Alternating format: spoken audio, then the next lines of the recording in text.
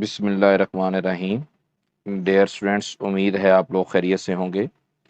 आज जो हम डिस्कस करने जा रहे हैं, ये जो हमारा नम्स 2023 के अंदर टेस्ट हुआ है, उसका जो केमिस्ट्री पोर्शन है उसको डिस्कस करने जा रहे हैं। Myself professor Naveed Shahzad Ali, PhD scholar. आइए हम डिस्कस करते हैं जो MCQs इस दफ़ा आए हैं और उसके जो एक किस्म की प्लस उसका जो सल्यूशन है उसको हम डिस्कस करने जा रहे हैं। तो सबसे पहले जो MCQs था, ये वेपर प्रेशर के बारे में था कि वेपर प्रेशर किस फैक्टर के ऊपर डिपेंड नहीं करता। पहला फैक्टर ऑप्शन है वो टेम्परेचर है, बीटा ऑप्शन इंटरमॉलिक्यूलर फोर्सेस है, चार्ली ऑप्शन डेंसिटी है और delta option surface of liquid है। तो अगर हम बात करते हैं टेम्परेचर की, तो टेम्परेचर जितना ज़्यादा होता है तो वेपर प्रेशर भी क्या होता है, ज़्यादा होता है। इंटरमॉलिक्यूलर फोर्सेस स्ट्रॉन्ग हो तो वेपोरेशन के चांसेस कम होते हैं, तो वेपर प्रेशर भी कम होता है। डेंसिटी ज़्यादा है तो ऑटोमेटिकली मास भी ज़्यादा है, तो लिहाजा वेपर प्रेशर क्या है, कम है। तो इन फैक्टर्स को साथ ये रिलेट करता है, लेकिन जो सरफेस ऑफ लिक्विड है इसके ऊपर ये डिपेंड नहीं करता। तो लिहाजा हमारे पास जो पहला MCQs था उसका जो राइट ऑप्शन है वो कौन सा है, डेल्टा है। इसके अलावा और भी फैक्टर्स हैं, मसलन अमाउंट ऑफ लिक्विड हो गई, जो वॉल्यूम ऑफ वेसल है, कंटेनर है, एक्सटर्नल प्रेशर है, इनके ऊपर भी वेपर प्रेशर डिपेंड नहीं करता। अब हमारा जो नेक्स्ट MCQs है, नेक्स्ट MCQs में वो क्वेश्चन पूछता है बॉइलिंग पॉइंट के हवाले से, कंपैरिजन करता है अल्कोहल्स और फिनोल्स का कि बाकी की निस्बत इसके जो एलिमेंट जैसे अल्काइल हैलाइड हो गए या अल्केन्स हो गए या ईथर्स हो गए, तो उनके बॉइलिंग पॉइंट इनसे कम क्यों होते हैं। पहला ऑप्शन फंक्शनल ग्रुप है, बीटा ऑप्शन जो है इंटरमॉलिक्यूलर फोर्सेस हैं, Charlie option nature of alkyl groups है एंड डेल्टा ऑप्शन आइसोमरिज्म है। तो आइसोमरिज्म इफेक्ट नहीं करता, नेचर ऑफ अल्काइल डेफिनेटली करता है लेकिन उसकी पोलैरिटी कम होती है। फंक्शनल ग्रुप इसका इससे इतना कोई रिलेशनशिप नहीं है खास। जो राइट ऑप्शन है वो क्या है, इंटरमॉलिक्यूलर फोर्सेस। और जो अल्कोहल्स और हम फिनोल्स की बात करते हैं तो इसमें जो इंटरमॉलिक्यूलर फोर्सेस होती हैं वो कौन सी होती हैं बेटा, हाइड्रोजन बॉन्डिंग होती है। ठीक है, तो जिसकी बेस पे हम ये कहते हैं कि हमारे पास जो राइट ऑप्शन है वो कौन सा है, बीटा है। अब जो नेक्स्ट MCQs है ये आइस क्यूब्स के हवाले से है कि हमारे पास दो आइस क्यूब्स हैं, उनको आपस में मर्ज करना है और मर्ज करके एक नया आइस क्यूब बन जाता है। तो alpha option dipole dipole attraction है, बीटा ऑप्शन कोवलेंट अट्रैक्शन है, Charlie option van der Waals forces हैं and delta option hydrogen bonding है। तो आइस क्यूब्स के अंदर जैसा कि आप जानते हैं कि वो क्या होती है, हाइड्रोजन बॉन्डिंग होती है। तो अब मैं ये रिप्रेजेंट भी आपके सामने करता हूँ, ये आइस क्यूब्स हैं, फिर इनकी हम क्या करते हैं, मर्जिंग करते हैं। इसी के बारे में क्वेश्चन था। जो नेक्स्ट क्वेश्चन है ये सोडियम क्लोराइड के स्ट्रक्चर के हवाले से है। अब इसमें स्टेटमेंट में ही इसका आंसर छुपा हुआ है। Which statement correctly describes the structure of sodium chloride crystal. ठीक है, तो यानी कि स्ट्रक्चर के बारे में पूछता है। जो अल्फा ऑप्शन है, each sodium ion is surrounded by 6 chloride ions and each chloride ion is surrounded by 6 sodium ions. Beta option है, the crystal is face centred cubic structure. Charlie option है, each sodium ion is surrounded by 3 chloride ions and each chloride ion is surrounded by 3 sodium ions and delta option क्या है, intermolecular forces between two oppositely charged ions। तो वो आपको पता है, वो तो क्या होती हैं, आयनिक बॉन्ड होता है इनके अंदर। तो ये मेरे पास कोऑर्डिनेशन नंबर है जिसमें सोडियम और क्लोराइड दोनों का कोऑर्डिनेशन नंबर कितना कितना है, 6 है। और दूसरी चीज ये हमारे पास इसका क्या है, स्ट्रक्चर है। अब इसमें जो पहले दो ऑप्शन है ये दोनों सही हैं, क्योंकि ये कोऑर्डिनेशन नंबर जो है ये भी हमें स्ट्रक्चर के बारे में बताता, बाकी दूसरा वैसे ही स्ट्रक्चर के बारे में, लेकिन हमने देखना होता है कि मोस्ट अप्रोप्रिएट आंसर कौन सा है। तो इसमें जो क्रिस्टल है वो क्या है, फेस सेंटर्ड क्यूबिक स्ट्रक्चर, क्योंकि उसने पूछा structure of sodium chloride crystal, तो इस क्रिस्टल का जो स्ट्रक्चर है वो क्या है, फेस सेंटर्ड क्यूबिक। तो हम मोस्ट अप्रोप्रिएट जो आंसर है वो कौन सा है, beta is the right option. इस तरीके से नेक्स्ट जो MCQs है ये हमारे पास लेटिस एनर्जी के बारे में है। तो लेटस एनर्जी के बारे में पूछता है, ये हमारे पास अल्कली मेटल यानी कि सोडियम के हैलाइड्स हैं, sodium chloride, sodium bromide, sodium iodide and sodium fluoride. तो उसमें लेटस एनर्जी के बारे में पूछा गया। तो अब इसमें हमारे पास हम एक अगर तरतीब की बात करते हैं तो सोडियम फ्लोराइड है, फिर सोडियम क्लोराइड आएगा, सोडियम ब्रोमाइड आएगा, सोडियम आयोडाइड आएगा। ठीक है। तो अब इस केस में हमारे पास जो सोडियम है वो तो सेम हो गया, कैटाइन क्या है, सेम है, लेकिन जो एनाइन है वो सारे क्या है, डिफरेंट है। यानी कि फ्लोराइड है, क्लोराइड है, ब्रोमाइड है, आयोडाइड है। तो नीचे आप देख सकते हैं कि जो साइज है वो क्या कर रहा है, इंक्रीज कर रहा है। तो अब इस साइज के इंक्रीज करने की वजह से क्या होता है कि जो साइज है वो बढ़ता है। तो चार्ज टू साइज रेशो, इसके ऊपर जो आपकी लेटेस्ट एनर्जी है वो क्या करती है, डिपेंड करती है। सही है। तो जितना साइज ज्यादा होगा लेटेस्ट एनर्जी उतनी कम होगी, जितना साइज कम होगा लेटेस्ट एनर्जी उतनी ज्यादा है। तो लिहाजा राइट ऑप्शन हमारे पास कौन सा है, डेल्टा है। अब जो नेक्स्ट एमसीक्यूज है ये कंडक्टिविटी के बारे में है कि हमारे पास जो थर्मल यानी कि हीट की जो कंडक्टिविटी है मेटल्स के अंदर किस वजह से होती है। वो लेयर स्ट्रक्चर की वजह से होती है, फ्रीली मूविंग इलेक्ट्रॉन की वजह से होती है, लूजली हेल्ड मेटल एटम्स की वजह से होती है, या वाइब्रेशनल मूवमेंट ऑफ मेटल्स की वजह से होती है। सही है ना। तो इसमें जो राइट ऑप्शन है, हम जो कंडक्टिविटी की डिस्कस, चाहे वो थर्मल है चाहे इलेक्ट्रिकल है, तो ये किस बेस पे डिस्कस करते हैं, फ्रीली मूविंग इलेक्ट्रॉन्स की बेस पे। ठीक है। अब एक और हमारे पास है the high pressure 200 atmospheric harbours process के अंदर। तो इसमें जो अल्फा ऑप्शन है बेटर यील्ड हासिल करने के लिए होता है, लोअर यील्ड हासिल करने के लिए होता है, लोअर रेट के लिए होता है, या कॉस्ट डिक्रीज करता है। तो इसमें हम जानते हैं कि हैबर्स प्रोसेस के अंदर बेसिकली क्या होता है, नाइट्रोजन और हाइड्रोजन आपस में रिएक्ट करते हैं और वो क्या बनाते हैं, टू मॉलिक्यूल्स ऑफ अमोनिया।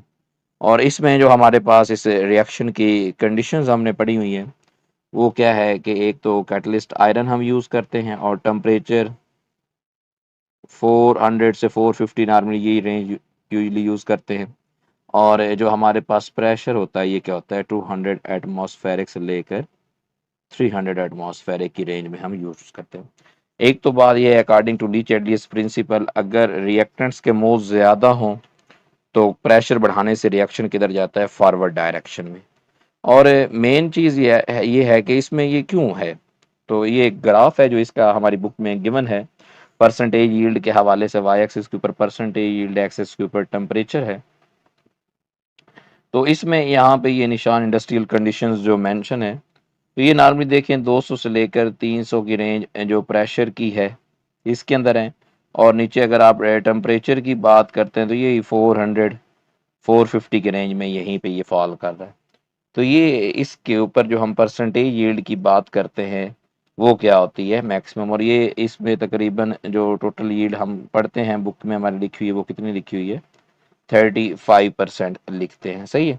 तो यही इसका राइट ऑप्शन है। सम टाइम ये होता है कि आपको यील्ड तो ज़्यादा हासिल होती है लेकिन उससे रेट जो है वो स्लो हो जाता है। तो इसलिए जो ऑप्टिमम कंडीशंस हैं इसके ऊपर क्या होती है, हमारे पास जो बेटर यील्ड, बेटर रिजल्ट्स हासिल होते हैं। ठीक है। Right option alpha. अब जो नेक्स्ट एमसीक्यूज है, नेक्स्ट एमसीक्यूज अगर हम देखें तो ये इक्विलिब्रियम स्टेट के हवाले से है। किस फैक्टर से इक्विलिब्रियम अटेन जल्दी होती है, टेम्परेचर होता है, प्रेशर होता है, कंसंट्रेशन होती है, या कैटलिस्ट होता है। तो इसको भी हम ग्राफिकल वे में ही एक्सप्लेन करते हैं। अगर आप गौर से देखें तो ये जो रिएक्शन है ये अनकैटलाइज है और ये क्या है, कैटलाइज रिएक्शन है। अब जो अनकैटलाइज है उसकी एक्टिवेशन एनर्जी क्या है, बहुत ज़्यादा है, उसका गैप ज़्यादा है। ये सारा हमने मेंशन किया यहाँ पे, ये वाला सारा गैप किसका है, एक्टिवेशन एनर्जी ऑफ अनकैटलाइज रिएक्शन। लेकिन जो हमारे पास कैटलाइज रिएक्शन है वो क्या करता है, एक्टिवेशन एनर्जी को बेसिकली क्या कर देता है, कम करता है। जिससे क्या होता है कि रिएक्टेंट्स का जो प्रोडक्ट्स की तरफ मूव करना है वो क्या हो जाता है, इजी हो जाता है, रिएक्शन पाथ भी चेंज हो जाता है। तो इसलिए हमारे पास जो इसका बेस्ट ऑप्शन है वो क्या है, catalyst is the right option. इसी तरीके से अब नेक्स्ट एमसीक्यूज है वो किस हवाले से है कि हमारे पास टेम्परेचर है रिएक्टिंग गैसेस का उसको हम 10 केल्विन की चेंज आए चाहे 10 सेल्सियस की चेंज आए, दोनों का जो मीनिंग है वो सेम है।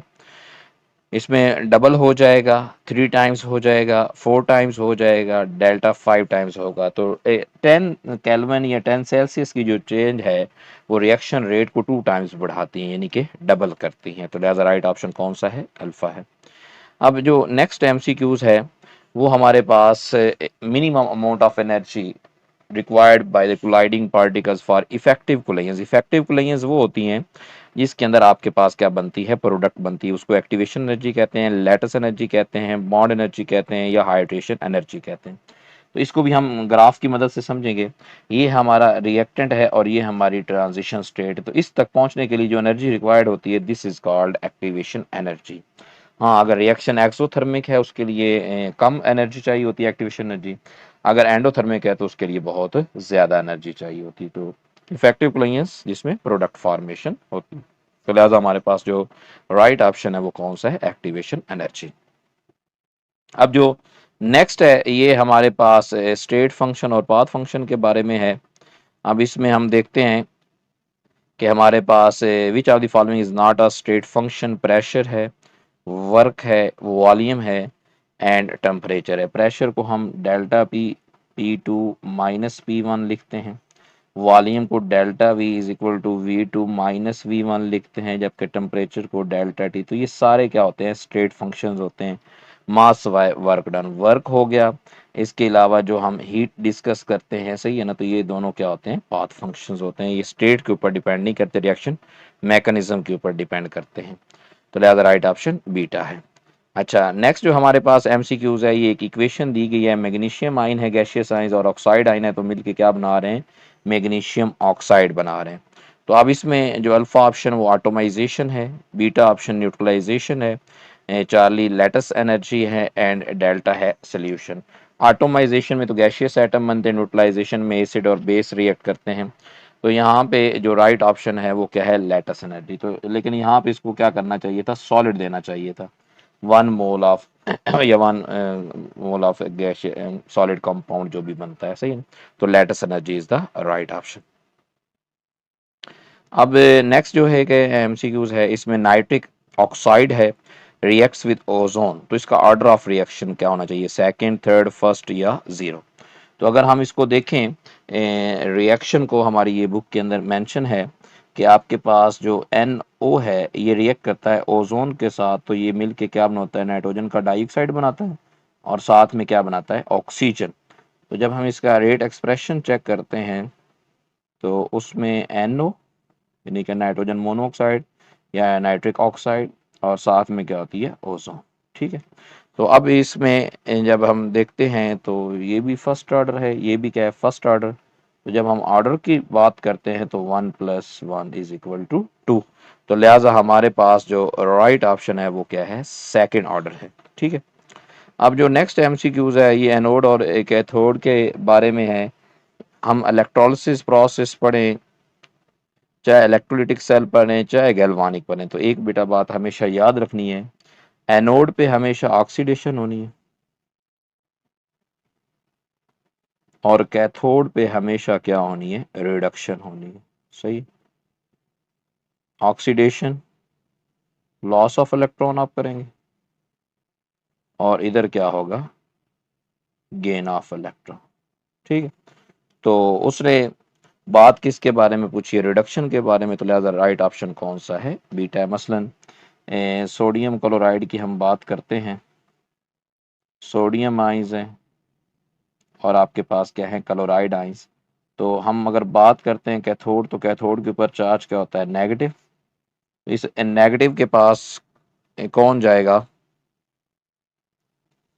आपका पॉजिटिव सोडियम आइंस। तो सोडियम आइंस क्या करते हैं? इलेक्ट्रॉन गेन करते हैं और किस में कन्वर्ट हो जाते हैं? सोडियम मेटल के, सोडियम मेटल के अंदर। ठीक है। तो इस बेस पे हम ये कहते हैं कि हमारे पास क्या हुई है? रिडक्शन हुई है। क्या हुई है बेटा? रिडक्शन। अच्छा, नेक्स्ट आपके पास जो एमसीक्यूज है इसमें हाईएस्ट इलेक्ट्रोनेगेटिविटी जो फ्लोरीन है उसके बारे में क्वेश्चन है। उसका कंप्लीट आउटर मोस्ट शेल होता है, ability to form negative ions होता है, या existence as a diatomic molecule होता है। या स्मॉलर साइज और हाई न्यूक्लियर चार्ज होता है। तो इसमें जो इसका मोस्ट अप्रोप्रिएट जो हम फ्लोरीन की हम बात करते हैं, जो इलेक्ट्रोनेगेटिविटी इसकी हम 4 डिस्कस करते हैं अकॉर्डिंग टू पॉलिंग स्केल। तो ये हाईएस्ट किस बेस पे होती है, इसके स्मॉल साइज और हाई न्यूक्लियर चार्ज अपने सेकंड जो पीरियड होता है उसके अंदर इसकी होती है, ठीक है। अब जो नेक्स्ट एमसीक्यूज है ये हमारे पास वेस्पर थ्योरी के बारे में है। Valence shell electron pair repulsion theory जो है ये असल में बॉन्ड एनर्जी को एक्सप्लेन करती है, बॉन्ड लेंथ को, शेप्स और बॉन्ड एनर्जी को, या जस्ट शेप्स को। तो इसमें हम जस्ट शेप्स डिस्कस करते हैं। टेट्राहेड्रल होती है, ट्राइएंगुलर, प्लेनर होती है, लीनियर होती है, सही है, वी शेप्ड होती है या बेंट होती है। तो ये सारा एक्सप्लेन किसने किया था, वेस्पर थ्योरी ने। अब यहाँ पे हाइब्रिडाइजेशन के बारे में क्वेश्चन है। BF3 बेरिलियम क्लोराइड के बारे में है, इथीन के बारे में है और मीथेन के बारे में। अब ये BF3 है, तो हम इसका स्ट्रक्चर डिस्कस करते हैं। तो इसमें जो बॉन्ड एंगल है वो कितने का होता है, 120 का, और जो हाइब्रिडाइजेशन होती है वो क्या होती है, sp2। अब अगर हम बात करते हैं बेरिलियम क्लोराइड की, तो इसमें जो बॉन्ड एंगल होता है ये 180 का होता है। ज्योमेट्री जो होती है वो लीनियर होती है और हाइब्रिडाइजेशन क्या होती है, sp। आगे इथीन है। अगर हम इथीन की बात करते हैं तो इसमें जो बॉन्ड एंगल होता है ये 120 का होता है और हाइब्रिडाइजेशन क्या होती है, sp2 ट्राइएंगुलर प्लेनर स्ट्रक्चर। बात करते हैं मीथेन की, तो इसमें जो बॉन्ड एंगल है वो 109.5 सेल्सियस होता है और जो ज्योमेट्री हाइब्रिडाइजेशन होती है वो sp3 होती है और जो ज्योमेट्री होती है वो ट्राइएंगल टेट्राहेड्रल होती है, सही है। तो राइट ऑप्शन क्या है, डेल्टा है, सही है। अब नेक्स्ट जो क्वेश्चन है वो किसके हवाले से है, factor which is not affecting bond length. तो पहला है presence of multiple bonds, beta option nature of hybridisation, and Charlie option difference in electronegativity, and delta option ionisation energy. तो हम ये पढ़ चुके हैं कि बॉन्ड ऑर्डर, मल्टीपल बॉन्ड मतलब बॉन्ड ऑर्डर जितना ज्यादा होगा उसमें हमारे पास, उसमें जब हम बॉन्ड ऑर्डर की बात करते हैं तो हमारे पास बॉन्ड ऑर्डर जितना ज़्यादा होता है बॉन्ड लेंथ उतनी कम होती है, सही। फिर nature of hybridisation, hybrid orbital जितने ज़्यादा होंगे, सही है ना। हाइब्रिडाइजेशन की बात करें, मसलन हम sp ऑर्बिटल की बात करते हैं तो जितनी हाइब्रिडाइजेशन यानी कि s करेक्टर ज़्यादा होता है बॉन्ड लेंथ उतनी क्या होती जाती है, कम होती जाती है, सही है। इस तरीके से डिफरेंस इन इलेक्ट्रोनेगेटिविटी, तो डिफरेंस इन इलेक्ट्रोनेगेटिविटी ये हमें बेसिकली किसके बारे में बताता है, बॉन्ड पोलैरिटी के बारे में। तो बॉन्ड पोलैरिटी जितनी ज़्यादा होती है बॉन्ड एनर्जी ज़्यादा होती है लेकिन बॉन्ड लेंथ क्या हो जाती है, कम हो जाती है, सही। तो अब ये जो डेल्टा आयोनाइजेशन एनर्जी, तो आयोनाइजेशन एनर्जी वाला कोई फैक्टर भी यहाँ पे मौजूद नहीं है, तो लिहाजा राइट ऑप्शन क्या है, डेल्टा है। अब नेक्स्ट जो MCQs है हमारे पास, ये हमारे पास मेटल्स के बारे में है कि मैलिएबल और डक्टाइल। मैलिएबल मींस यानी कि हम जो उसको शीट्स के अंदर कन्वर्ट करते हैं, एंड डक्टाइल मींस जो हम वायर्स के अंदर कन्वर्ट करते हैं जैसे कि सरिया टाइप ना। तो अल्फा ऑप्शन सोडियम क्लोराइड है, बीटा ऑप्शन कॉपर सल्फेट है, चार्ली ऑप्शन मरकरी है, डेल्टा ऑप्शन एल्यूमिनियम। अब मैलिएबल और डक्टाइल जस्ट मेटल्स होती हैं, सोडियम क्लोराइड और कॉपर सल्फेट दोनों साल्ट्स हैं, तो लिहाजा ये दोनों पॉसिबल नहीं है। अब मरकरी भी मेटल है और एल्यूमिनियम भी मेटल है, लेकिन याद रखिएगा जो मरकरी मेटल है ये वो वाहिद मेटल है जो किस फॉर्म में होती है, लिक्विड स्टेट के अंदर, लेकिन एल्यूमिनियम क्या होती है, सॉलिड स्टेट के अंदर। तो इसलिए जो मैलिएबल और डक्टाइल है वो एल्यूमिनियम है, मरकरी नहीं हो सकती, ठीक है। अब जो नेक्स्ट है MCQs है, ये बच्चों को काफ़ी इसने कंफ्यूज किया है इसको MCQs ने। अगर ये कोऑर्डिनेशन नंबर ऑफ सोडियम, उसने जस्ट सोडियम का आया तो इसका मतलब उसने सोडियम मेटल का जिक्र किया है। तो अल्फा ऑप्शन 10 है, बीटा 9 है, चार्ली 8 है एंड डेल्टा 12 है। तो इसमें ना मैक्सिमम जो स्टूडेंट्स हैं हमारे 60 to 70% उनको आइडिया नहीं था सोडियम मेटल के बारे में, क्योंकि उन्होंने सोडियम आइंस और क्लोराइड आइंस, सोडियम क्लोराइड के स्ट्रक्चर के अंदर ज़्यादातर ये बात डिस्कस की होती है। तो कुछ बच्चों को इसका आइडिया था। अगर इसमें ऑप्शन होता 6 भी मौजूद तो मैक्सिमम बच्चों ने 6 ही टिक करना था। 6 ऑप्शन ना होने की वजह से बच्चों ने इसको काफ़ी समझ के सॉल्व किया है। तो असल में जो सोडियम का स्ट्रक्चर होता है ये बॉडी सेंटर्ड क्यूबिक होता है आपके पास, ठीक है। क्यूबिक है तो बॉन्ड लेंथ और बॉन्ड एंगल सारे इक्वल होंगे। तो इसमें जस्ट सेंटर के अंदर ना एक आपके पास एटम मौजूद होगा, सही है। बाकी जो कार्नर्स हैं टोटल वो कितने हैं, 8। उस 8 के 8 कार्नर्स इस बॉडी सेंटर्ड क्यूबिक से क्या करते हैं, लिंक करते हैं, तो जिसकी बेस पे हम कहते हैं जो कोऑर्डिनेशन नंबर इसका कितना होता है, 8 होता है। ठीक है। अब जो नेक्स्ट एमसीक्यूज है ये क्रैकिंग के बारे में था। क्रैकिंग ऑफ पेट्रोलियम हम पढ़ते हैं, जिसमें हायर हाइड्रोकार्बन जिनका बॉइलिंग पॉइंट बहुत ज़्यादा होता है उनको कन्वर्ट किया जाता है लोअर हाइड्रोकार्बन।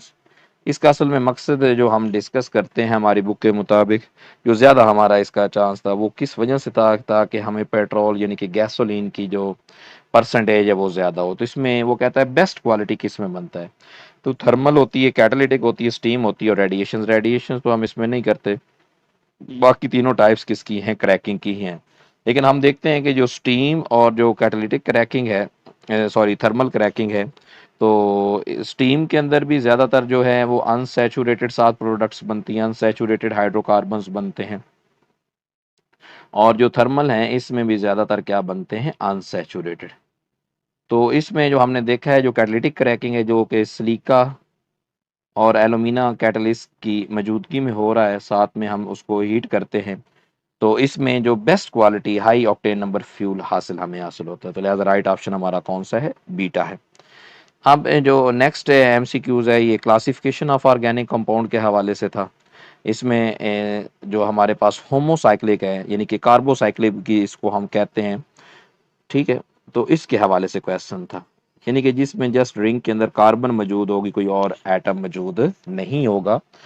अब उसमें ये हमारे पास एंटी एरोमेटिक, नॉन एरोमेटिक, ये डिफरेंट ऑप्शंस मौजूद थे। तो हम जो होमोसाइक्लिक की क्लासिफिकेशन पढ़ते हैं तो उसमें हम दो ही मेन जो बातें डिस्कस करते हैं, एक जो हम कहते हैं एलिसाइक्लिक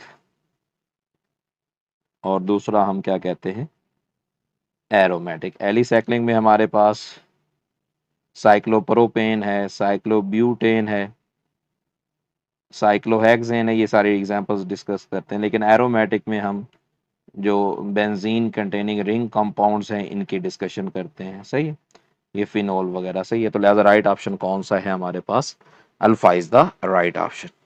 अब जो नेक्स्ट एमसीक्यूज पूछा गया है ये फ्रेडल क्राफ्ट अल्काइलेशन और इसाइलेशन में से है। तो इसमें एसीटोफिनोन के बारे में पूछा गया है कि अल्काइलेशन होगी या इसाइलेशन होगी। सही है, तो अब एसीटोफिनोन में आपको पता है जो बेंजीन रिंग है उसके साथ ये एसीटेट ग्रुप मेंशन होता है, और ये हमारे पास बेंजीन रिंग हो गई, तो लिहाजा ये हमारे पास साथ में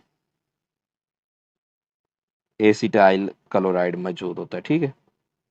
अब इसमें हमारे पास जो कैटलिस्ट होता है फेरिक क्लोराइड या एल्यूमिनियम क्लोराइड हम यूज़ करते हैं। ठीक है, और ये ग्रुप यहाँ से सब्स्टिट्यूशन शो करता है, और हमारे पास जो प्रोडक्ट बनती है वो क्या बनती है, एसीटो फिनोन बनती है। सही, तो लिहाजा राइट ऑप्शन कौन सा है, फ्रेडल क्राफ्ट एसाइलेशन है। बाकी अल्काइलेशन में हमारे पास अल्काइल बेंजीन बनती है, लोजिनेशन में हेलो बेंजीन बनती है और नाइट्रेशन में नाइट्रो बेंजीन बनती है। नेक्स्ट जो एमसीक्यूज हैं वो हमारे पास generic formula of cycloalkanes के बारे में है। इसमें हम देखते हैं कि साइक्लो अल्केन्स और जो अल्कीन्स का होता है ये जनरल फार्मूला क्या होता है, सेम होता है। अब मसलन मेरे पास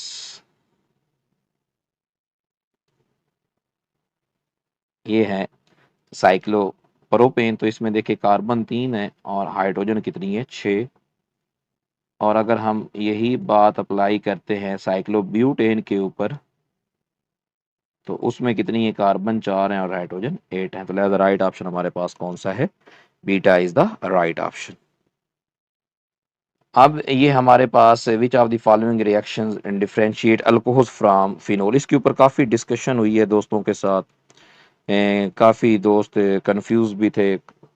तो नाइट्रेशन और हाइड्रोफॉर्म टेस्ट इन दोनों के ऊपर कोई भी मतलब कि एग्री नहीं था, ये तो पॉसिबल ही नहीं वो कहते, क्योंकि हाइड्रोफॉर्म टेस्ट क्योंकि सारे अल्कोहल्स भी नहीं देते, नाइट्रेशन में भी यही मसला था।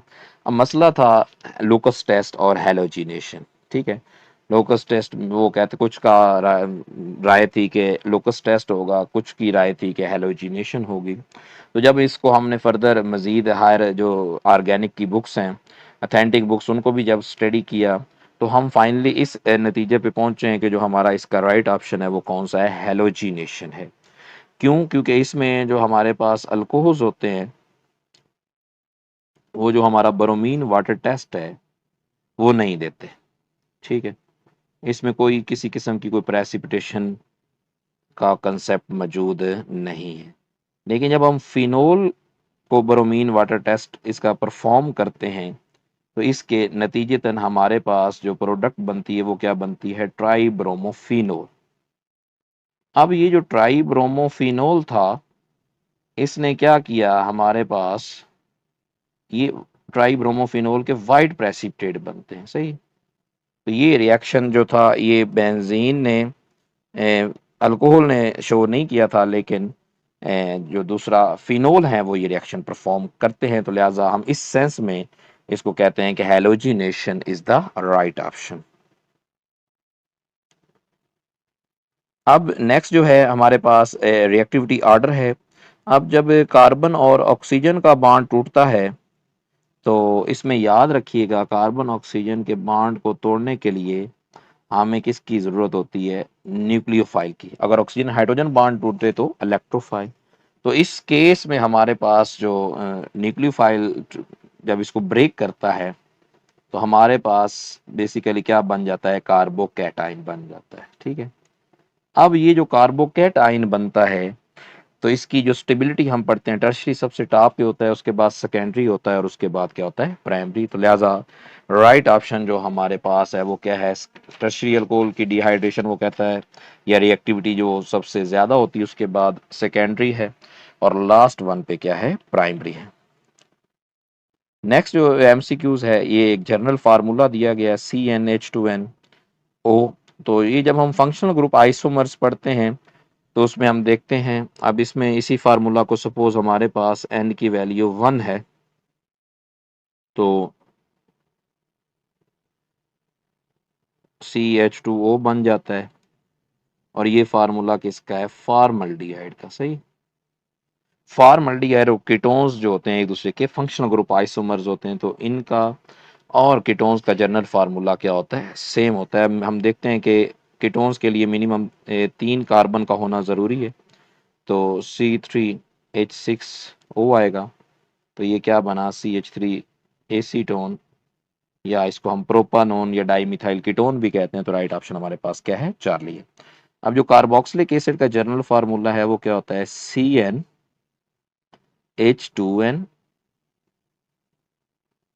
और O2, इसमें ऑक्सीजन 2 होती है। ईथर्स और अल्कोहल्स का जनरल फार्मूला सेम होता है, तो इसमें CN2n+2 और साथ में क्या होता है, O होता है। जबकि कार्बोलिक एसिड में आपको पता है ये फिनोल का दूसरा नाम है कार्बोलिक एसिड। तो ये हमारे पास जनरल फार्मूला होता है। सही। तो अब जो नेक्स्ट एमसीक्यूज है 138, ये हमारे पास रिडक्शन के बारे में है। इसमें वो कहता है कैटालिटिक रिडक्शंस है एल्डिहाइड्स और कीटोन्स। ये बहुत ही मशहूर ज़माना क्वेश्चन जो हमारे पास है, Clemmensen reduction and Wolff Kishner reduction. अगर हम क्लीमेंजन रिडक्शन की बात करते हैं तो हमारे पास एसीटोन जो है, सही, किसकी मौजूदगी में, जिंक अमलगम होता है। अमलगम हम इसीलिए कहते हैं कि जब भी मरकरी के साथ मेटल का अलाय होता है तो उसको हम अमलगम कहते हैं। तो अब इसके नतीजे में हमारे पास जो प्रोडक्ट बनती है उसको हम देखते हैं। अब इसमें हमारे पास ये जो कार्बन ग्रुप है ये बेसिकली रिड्यूस होता है।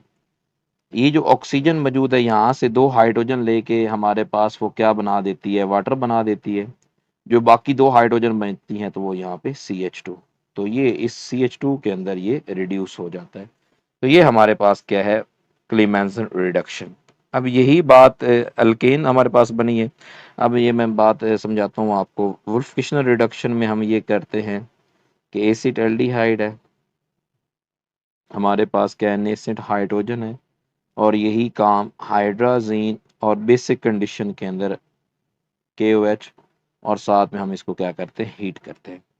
अब इसके नतीजे में यही CH3, यही कार्बन CH ऑलरेडी है, तो अब यहाँ पे हमारे पास जो ग्रुप मौजूद है ये वाला कार्बोनिल ये रिड्यूस होता है, और यहाँ पे क्योंकि 2 हाइड्रोजन वाटर के लिए निकल गई हैं, तो पीछे जो 2 हाइड्रोजन बनती है वो यहाँ पे मिलती हैं, तो टोटल कितनी बन जाती हैं CH3। तो ये वाला जो ग्रुप है ये इस मिथाइल ग्रुप के अंदर रिड्यूस हो जाता है और इसके नतीजतन क्या बनते हैं, अल्केन्स। तो राइट ऑप्शन कौन सा है, चार्ली है। अब जो नेक्स्ट MCQs है हमारे पास, ये रिएक्टिविटी के बारे में बड़ा फेमस रिएक्शन है स्टेरिफिकेशन, ये उसके बारे में कार्बोक्सिलिक एसिड जो है इसके रिएक्शन की बात होती है। तो एस्टर्स कब बनते हैं, जब ये अल्कोहल के साथ रिएक्ट करते हैं, ठीक है। नॉर्मली हम कहते हैं ये रिवर्सिबल रिएक्शन होता है, और इसमें जो हमारे पास एसिड होता है, मिनरल एसिड सल्फ्यूरिक एसिड हम यूज़ करते हैं, तो कार्बोक्सिलिक ग्रुप अपना OH देता है और अल्कोहल अपना H देते हैं, तो यहाँ से क्या रिमूव होता है, वाटर रिमूव होता है, और नतीजतन जो प्रोडक्ट बनती है वो क्या बनती है, एस्टर बनती है, ठीक है। तो लिहाजा जो राइट ऑप्शन है वो कौन सा है, अल्कोहल है। ये अल्कोहल के साथ कार्बोक्सिलिक एसिड रिएक्ट करके क्या बनाता है, आपके पास एस्टर बनाता है। अब जो नेक्स्ट MCQs है ये रिडक्शन है, सॉरी हाइड्रोलिसिस है नाइट्राइज। अब नाइट्राइज जो ग्रुप है वो हमारे पास सायनाइड CN ग्रुप को हम कहते हैं, सायनो ग्रुप को। ये हाइड्रोलिसिस जब करते हैं ना तो वो चाहे एसिडिक है चाहे वो बेसिक है, ठीक है। बेसिक में नॉर्मली पहले साल्ट बनता है, फर्दर हाइड्रोलिसिस से वो भी क्या बना देता है, एसिड ही बनाता है। तो इसके नतीजतन हमारे पास जो प्रोडक्ट बनती है वो क्या बनती है, कार्बोक्सिलिक एसिड बनता है, और साथ में जो गैस रिलीज होती है वो कौन सी होती है, अमोनिया। तो लिहाजा जो राइट ऑप्शन है वो कौन सा है, अल्फा है। इसी तरीके से नेक्स्ट जो MCQs है इसमें हमारे पास मैस ऑफ सल्फर, ये स्टिक्योमेट्री के हवाले से क्वेश्चन है। इसमें आप देखें कि उसने सल्फर का मैस पूछा है और सल्फ्यूरिक एसिड का मैस गिवन है। तो सबसे पहले आपने सल्फ्यूरिक एसिड के क्या फाइंड करना है, नंबर ऑफ मोल्स। अब जो सल्फ्यूरिक एसिड के मोल्स हैं वो क्या होंगे, given mass over molar mass. तो ये आप ज़रा 0.5 को ज़रा साइड पे रखें, तो 24 को अगर आप 4 से मल्टीप्लाई करें तो 96 आता है, और 0.5 को 4 से मल्टीप्लाई करें तो 2 आता है, तो यानी कि 98। तो लिहाजा ये जब इसको कैंसिल करेंगे तो ऑप्शन जो आंसर आएगा वो क्या आएगा, 1/4। तो 1 जो मोल है सल्फ्यूरिक एसिड का, उसके अंदर सिर्फ एक सल्फर है और एक सल्फर का मास क्या है, 32। तो 32 ग्राम ऑफ सल्फर, ठीक है। अब हमारे पास 1/4 मोल्स हैं सल्फ्यूरिक एसिड के, ठीक है। तो मास क्या आएगा, 1/4 मल्टीप्लाई बाई 32। तो ये जब कैंसल आउट हो गए तो ऑप्शन क्या है, 8 gram is the right option. तो राइट ऑप्शन आपके पास कौन सा है, delta is the right option. अच्छा, जो हमारे पास अब नेक्स्ट MCQs है वो हमारे पास ये फिर कैलकुलेशन के हवाले से ही है, स्टिक्योमेट्री फिर हम अप्लाई करेंगे। ये हमारे पास हाबर्स प्रोसेस है, अमोनिया बन रही है। वो कहता है अमोनिया के कितने मोल्स प्रोड्यूस होंगे फ्रॉम 2.5 मोल्स, ठीक है। अब उसमें जो उन्होंने स्टेटमेंट दी हुई है उसके मुताबिक आपको पता है स्टिक्योमेट्री रिवर्सिबल रिएक्शन के ऊपर अप्लाई नहीं होती, तो लिहाजा ये इरिवर्सिबल साइन होगा, ठीक है। अब इसमें हम कंपैरिजन सिंपल करते हैं। नाइट्रोजन है, हाइड्रोजन के 3 मोल्स हैं, और आपके पास 2 मोल्स किसके बन रहे हैं, अमोनिया के। ये 1 मोल है, ये 3 है और ये 2 है। उसने कहा है how many moles of ammonia are produce from 2.5 moles of nitrogen. अगर ये 2 मोल्स रिएक्ट करेंगे तो ऑटोमेटिकली ये 6 होंगे और ये कितने बनेंगे, 4 मोल्स। अब उसने 2.5 पूछा है, तो यहाँ पे ये हम क्या करेंगे, 2.5। और इसी तरीके से जो क्योंकि इससे हमारा कोई लेना देना नहीं है, हमारा लेना देना किसके साथ है, अमोनिया के साथ। तो अमोनिया पहले क्योंकि डबल मोल्स बने हैं तो 2 से 4 बने, तो 2.5 से कितने बनेंगे, 5 मोल्स। तो लिहाजा राइट ऑप्शन कौन सा है, Charlie is the right option. अब जो नेक्स्ट आपके पास MCQs है ये क्वांटम रेडिएशंस के हवाले से है। प्लांक्स क्वांटम थ्योरी है, तो उसमें हमने सिंपली पढ़ा था कि एनर्जी और फ्रीक्वेंसी एक दूसरे के डायरेक्टली प्रोपोर्शनल हैं, और प्लांक्स कांस्टेंट आया था, सही है। तो इसलिए एनर्जी और वेव लेंथ आपने पढ़ा था इनवर्स रिलेशन है, सही है। तो लिहाजा राइट ऑप्शन कौन सा है, फ्रीक्वेंसी है। इस तरीके से नेक्स्ट जो एमसीक्यूज था, उसमें value of azimuthal quantum number दी गई थी, वो कितनी थी, 2। राइट, 3, 5, 7 और 10 था। तो एजीम्यूथल को एल से रिप्रेजेंट करते हैं, और एल की वैल्यू कितनी थी, 2। और एल की वैल्यू 2 हो तो कौन सा ऑर्बिटल होता है, डी। और डी के जो मैग्नेटिक क्वांटम नंबर है उसकी जो वैल्यू होती है वो फार्मूला क्या है, 2l+1। तो आंसर कितना आता है, 5। और वो 5 वैल्यू कौन सी होती है, 0 +-1 और +-2। तो लिहाजा 144 का जो आपके पास राइट ऑप्शन है वो कौन सा है, बीटा है। अब इसी तरीके से जो नेक्स्ट एमसीक्यूज पूछा गया है, इसमें ये डायरेक्शंस के बारे में पूछा गया है कि एफ ऑर्बिटल्स की टोटल कितनी डायरेक्शंस हैं। क्योंकि ऑर्बिटल्स की जो डायरेक्शन है ये मैग्नेटिक क्वांटम नंबर बताता है, और एफ के लिए जो एल की वैल्यू है वो 3 है, और जो एम की वैल्यू है वो इसके लिए क्या है, 0 है, +-1 है, +-2 है और +-3 है। तो टोटल इसकी कितनी ओरिएंटेशन है, 7 है, ठीक है। तो लिहाजा राइट ऑप्शन कौन सा है आपके पास, Charlie is the right option. तो ये हमारे पास एस ऑर्बिटल के हवाले से भी है, पी ऑर्बिटल, डी और एफ, ये सारी इनकी शेप्स भी डिस्कस्ड हैं, सार इनके principal quantum number, azimuthal quantum number और मैग्नेटिक क्वांटम नंबर वो भी डिस्कस्ड है, सही है। अब जो नेक्स्ट एमसीक्यूज है, ये हमारे पास ये भी क्वांटम नंबर के ही बारे में है। ये कौन सा क्वांटम नंबर जो श्रोडिंगर वेव इक्वेशन से एक्सप्लेन नहीं किया गया था। प्रिंसिपल क्वांटम नंबर, एजीम्यूथल और मैग्नेटिक, ये तीनों इसी से ड्राइव्ड हैं। जो स्पिन क्वांटम नंबर है वो इससे ड्राइव नहीं था। तो लिहाजा राइट ऑप्शन कौन सा है, beta is the right option, सही है। अब जो नेक्स्ट एमसीक्यूज है ये इलेक्ट्रॉनिक कॉन्फ़िगरेशन के हवाले से है कि जब डी जनरेट ऑर्बिटल्स आ जाएं तो फिर कौन सा रूल्स फॉलो करते हैं। तो मसलन मैं फॉर एग्जांपल नाइट्रोजन की बात करता हूँ, तो 1s2 2s2, अब ये 2px 2py और 2pz की बात, डी जनरेट ऑर्बिटल 4 इलेक्ट्रॉन यहाँ पे मैंने फिल कर दिए, बाकी 3 बचते हैं।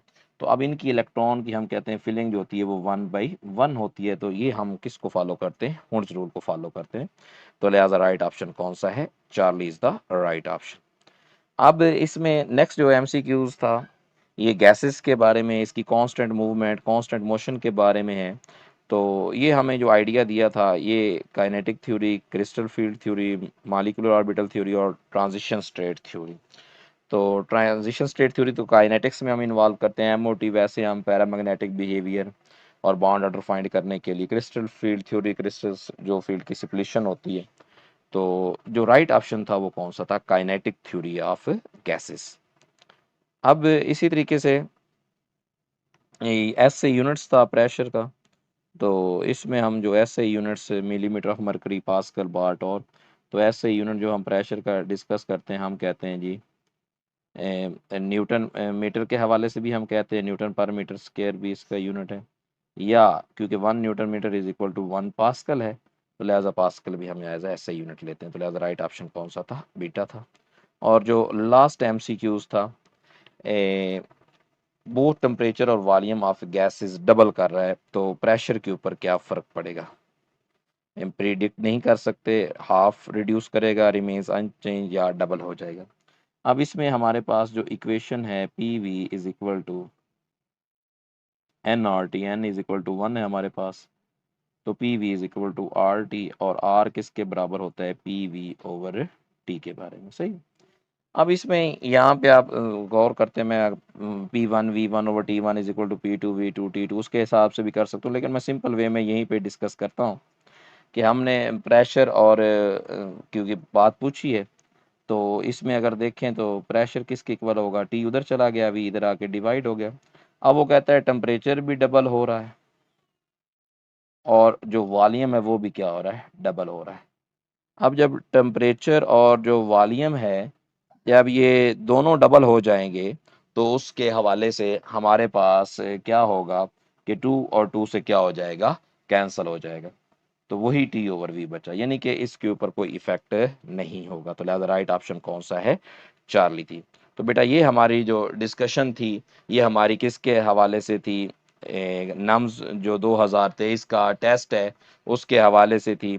और उसमें जो हमारे पास कोई अगर आपके माइंड में क्वेश्चन होता है किसी एक्सप्लेनेशन के बारे में, आपको नहीं आइडिया होता, तो उसके बारे में आप बेटा क्वेश्चन कमेंट बॉक्स में कर सकते हैं।